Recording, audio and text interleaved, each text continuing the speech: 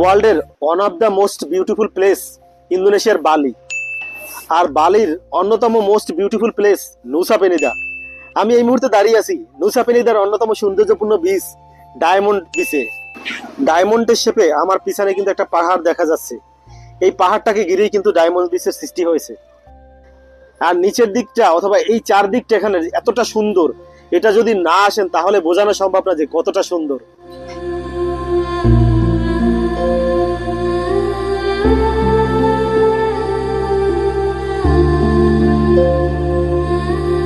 তো আপনারা কিভাবে খুব সহজে নুসা পেনিদার এই জায়গাটি ঘুরে দেখবেন, কিভাবে আসবেন, কত টাকা খরচ হবে, বিস্তারিত জানতে আমার ইউটিউব চ্যানেলের পাশে থাকুন।